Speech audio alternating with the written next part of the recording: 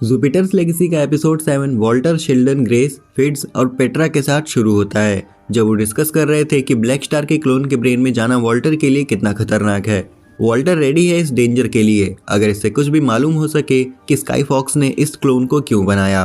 But तभी grace suggest करती है कि उन्हें राइको से कांटेक्ट करना चाहिए जो कि एक कॉन्ट्रैक्ट किलर है। एंड ऑफ कोर्स इससे शेल्डन को गुस्सा आ जाता है, लेकिन ग्रेस जानती है कि उनको उसकी ज़रूरत है। बात खत्म। हम देखते हैं कि टोक्यो में राइको एक मिशन पर है किसी माफिया मेंबर को निपटाने के लिए। तभी वॉल्टर उसके माइंड में एंटर करता है। इससे असली दुनिया में फ्रीज हो जाती है वो। बट वो दोनों मेंटल वर्ल्ड में बात करते हैं। वो उससे मदद करने को कहता है, लेकिन राइको की एक कीमत है $1 मिलियन हर दिन प्लस एक्स्ट्रा खर्चे। तभी वो अपने फादर के मिशन में हेल्प करेगी। यस, राइको वॉल्टर की बेटी है। जिसके बाद उन दोनों के बीच एग्रीमेंट हो जाता है और वॉल्टर उसे रिलीज कर देता है। 1929 में क्रू शोर पर जाने के लिए रेडी हो रही होती है। शेल्डन रिचर्ड के साथ सीरीज ऑफ इवेंट्स को रिकाउंट कर रहा होता है। रिचर्ड को शेल्डन के आइडियाज समझने में थोड़ी प्रॉब्लम्स हो रही थी, बट वो उसे बचाने के लिए शुक्रिया अदा करते हुए शेल्डन के साथ जाने को एग्री हो जाता है। शेल्डन उसे एक स्पीच देता है कि Richard must be a man who likes to make a difference since he was on a volunteer trip with the Red Cross. जब वो शिप डूबी तो रिचर्ड ने अपना सब कुछ खो दिया, लेकिन लॉस के साथ एक गिफ्ट भी होता है और वो ये है कि अब उनके पास खोने को कुछ भी नहीं है। डेक पर शेल्डन कैप्टन बोर्जेस को कहता है कि वो और उसके लोग शिप पर ही रहें और हम लोग जल्दी लौटेंगे। बोर्जेस उन्हें 3 दिन का समय देता है शिप पे लौटने के लिए, अदरवाइज वो उन्हें छोड़ के चले जाएंगे और उनके साइड आर्म्स भी दे देता है।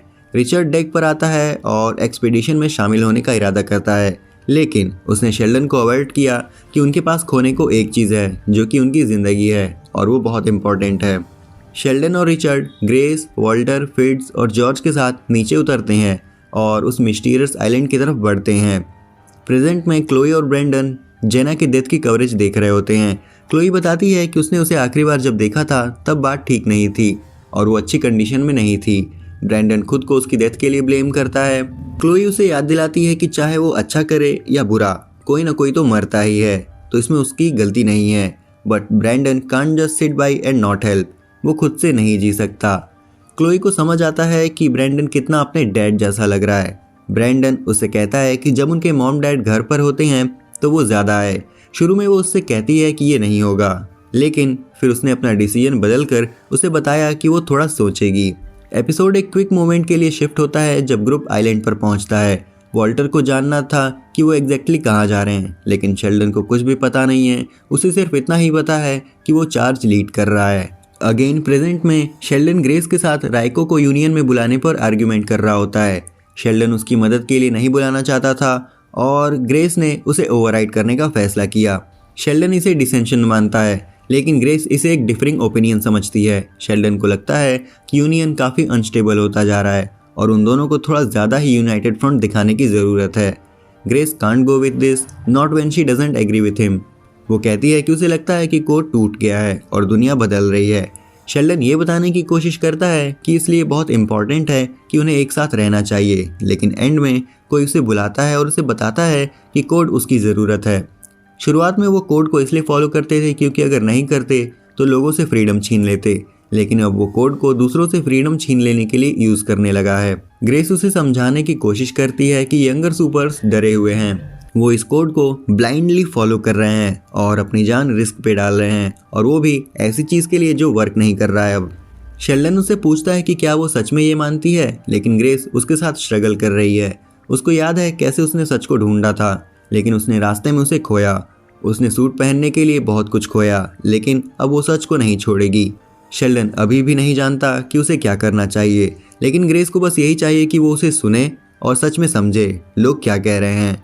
सिर्फ वही नहीं जो वो सुनना चाहता है, बल्कि वो भी जो दूसरे उससे कहना चाहते हैं या उससे कह रहे हों। लोग उसे जो भी कहें उसे प्रोसेस करना चाहिए और उनसे बात करनी चाहिए। ग्रेस उसे याद दिलाती है कि जो उन्हें आइलैंड पर करना पड़ा था वो अभी करना है।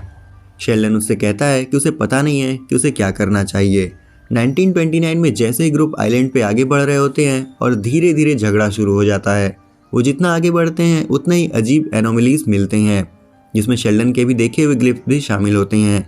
जल्द ही उन्हें ये समझ आता है कि ये जर्नी कितनी लंबी होगी और वॉल्टर और रिचर्ड फैसला करते हैं कि बहुत हो गया और अब उन्हें वापस जाना चाहिए, लेकिन आइलैंड उन्हें जाने नहीं देता। वो आइलैंड किसी को भी वहाँ से जाने नहीं देता। हम देखते हैं कि अचानक से वहाँ पे कई सारे पेड़ उठने लगते हैं, जैसे कि वो उन्हें जाने से रोक रहे हों। प्रेजेंट में पेट्रा सैमसन फार्म पर ब्रैंडन को मिलने जाती है। उसने ब्रैंडन को बताया कि उसे यूनियन छोड़ना है। जेना की डेथ और यूनियन के ओल्ड मेंबर्स के फ्रैक्चर्ड होने के कारण पेट्रा को इससे एक साथ रखने में प्रॉब्लम्स हो रही हैं। उसने ब्रैंडन से बताया कि अब उसे कोड पे यकीन नहीं है, ज़रा भी नहीं। ब्रैंडन उसे अवॉइड करता है कि अगर वो चली गई तो दूसरे भी उसके पीछे चलेंगे और यूनियन को एक साथ रहना चाहिए। उसने अपने खुद के डाउट्स के बारे में भी उससे बात की और अपने फादर की टीचिंग्स को याद किया। कैसे कोड उनकी लाइफ को ईजी बनाने के लिए नहीं है, लेकिन उनकी जॉब उन्हें आसान तरीके से निकलने का मौका नहीं देती। एपिसोड फिर से 1929 में शिफ्ट होता है। वॉल्टर और जॉर्ज की बहस बढ़ रही है, जिससे शेल्डन के विजन्स वर्स होते जा रहे थे। वॉल्टर शेल्डन पर गुस्सा करता है, जो उसे कहता है कि वो बस चला जाए, लेकिन ग्रेस वॉल्टर को शांत करती है और उसे ये समझाती है कि उसे रुकना चाहिए। जब वो डेजर्ट में जाने वाले होते हैं, हम वापस प्रेजेंट में चले आते हैं। ब्लैक स्टार सुपरमैक्स में अपने सेल में आराम कर रहा होता है जब वॉल्टर उसे मिलने आता है। वॉल्टर उसको सच्चाई बताने का मौका देता है, इससे पहले कि वो उसके क्लोन के दिमाग में जाके आंसर्स ढूंढे। वॉल्टर उससे जॉर्ज के बारे में और उसके साथ कांटेक्ट में होने के बारे में ओपन होने के लिए कहता है, लेकिन ब्लैक स्टार से उसे कोई आंसर नहीं मिलता। ब्लैक स्टार ये भी कहता है कि जॉर्ज को पता था कि कोड शेल्डन का तरीका था उन्हें कंट्रोल करने का। जॉर्ज से कंपेयर होने पर वॉल्टर भड़क जाता है, जो कि ब्लैक स्टार को नियरली मार देता है। 1929 में हम शेल्डन और उसकी टीम को देखते हैं, जो कि आखिर में डेजर्ट से गुजर जाते हैं, लेकिन उन्हें और आगे जाना होता है। ग्रेस पूछती है कि उसके फादर ने शेल्डन को वॉल्टर के बजाय क्यों चुना, जो ग्रुप में और बहस शुरू करा देता है। जॉर्ज इस बार कुछ ज़्यादा ही बढ़ाई ले जाता है, जिसके बाद वॉल्टर ग्रुप से आगे चला जाता है। घंटों तक चलने के बाद फिड ग्रुप से पूछता है कि अगर उन्हें मौका मिले तो वो लास्ट टाइम फिर से किससे मिलना चाहते हैं।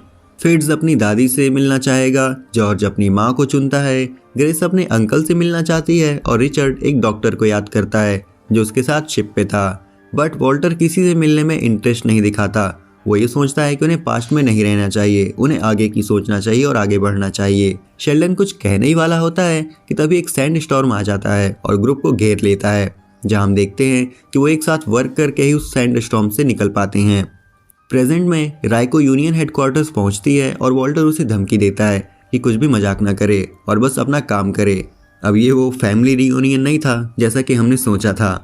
खैर, आइलैंड पर ग्रुप सैंड स्टॉर्म खत्म होने पर खुद को एक दूसरे नाइटमेयर के सामने पाते हैं। जब वो लोग पहाड़ों के किनारे पे चल रहे होते हैं तो फिर से उनमें बहस शुरू हो जाती है, जहां वॉल्टर शेल्डन को अपने फादर की डेथ का दोषी मानता है, क्योंकि अगर वो लोग वॉल्टर का कहना मानते तो सब ठीक होता, लेकिन शेल्डन कभी सुनता ही नहीं। हम फिर से प्रेजेंट में आते हैं जब ग्रुप क्लोन के ब्रेन में घुसने के लिए तैयार होता है। शेल्डन एक और बार वॉल्टर को मना करने का ट्राई करता है, लेकिन वो नहीं हिलता। पेट्रा और फिड्स मिल के क्लोन के ब्रेन को रिवाइव करने की कोशिश करते हैं। 1929 में ग्रुप फाइनली आइलैंड के सेंटर तक पहुंचते हैं, जहां उन्हें अलग अलग सेंचुरीज के ग्रुप की बॉडीज मिलती हैं। वॉल्टर को रियलाइज होता है कि एक डेड एंड है और ये सब खत्म हो चुका है और वो कहीं नहीं जा सकते। ग्रुप भागने की कोशिश करता है, लेकिन उनके चारों तरफ के वॉल्स एंट्रेंस को बंद कर देती हैं। सब लोग एक दूसरे पर इल्ज़ाम लगाने लगते हैं। ग्रेस को रियलाइज होता है कि ये वही चीज़ें हैं जो उन्हें नहीं करनी चाहिए। जो लोग इन ट्रायल्स में फेल हुए हैं वो इसलिए हुए क्योंकि वो एक दूसरे के अगेंस्ट हो गए थे, इसलिए उन्हें लड़ाई बंद करनी चाहिए और साथ मिलकर समझना चाहिए कि क्या हो रहा है और उन्हें क्या करना चाहिए। शेल्डन वॉल को टच करने के लिए हाथ आगे बढ़ाता है और जब वो और जॉर्ज वॉल को टच करते हैं तो ग्लिफ्स ग्लो होने लगती हैं। वो एक एक करके वॉल को टच करते हैं, लेकिन जब वॉल्टर करता है तो उसके और जॉर्ज दोनों की ग्लिफ्स काम करना बंद हो जाती हैं। शेल्डन को रियलाइज़ होता है कि उन्हें पास्ट को जाने देना चाहिए, जिससे उन दोनों के ग्लिफ्स काम करने लगते हैं, लेकिन फिर शेल्डन का ग्लिफ भी रुक जाता है। ग्रेस को पता चलता है कि शायद शेल्डन और वॉल्टर को भी रिकंसाइल करना चाहिए। एंड फाइनली वो लोग ग्लिफ्स को एक्टिवेट करते हैं और उनके सामने एक डोर ओपन होता है। प्रेजेंट में पेट्रा और फिट्स ने क्लोन के ब्रेन को ऑन किया, जिसके बाद वॉल्टर और राइको अंदर झांकने लगते हैं। वॉल्टर को एक आवाज़ सुनाई देने लगती है और वो उन्हें अवर्ट करते हुए कहता है कि कुछ सही नहीं है और फिर गिर जाता है। राइको डर के मारे क्लोन के ब्रेन के दरवाजे को खुला रखती है, क्योंकि अगर वो बंद हो जाता है तो वॉल्टर कभी बाहर नहीं निकल पाएगा। एपिसोड खत्म होता है जब ग्रुप उस मिस्टीरियस डोर से अंदर जाते हैं। हम देखते हैं कि वो जुपिटर के एक मून पर होते हैं और वहाँ उनके पास्ट से गुजरे हुए लोग उनका इंतज़ार कर रहे होते हैं, जो कहते हैं कि सबने खुद को वर्दी प्रूव किया है। एक बस्ट ऑफ पावर उन्हें हिट करती है और जो कि एक वेव के फॉर्म में बाहर तक चली जाती है। हम देख सकते हैं कि शिप के मेंबर्स भी इससे अफेक्टेड होते हैं। कैप्टन बोर्जेस कहता है कि उन्हें निकलना चाहिए, लेकिन तभी वो देखते हैं शेल्डन और बाकी लोग वापस आते हैं अपने नए सुपर पावर्स के साथ।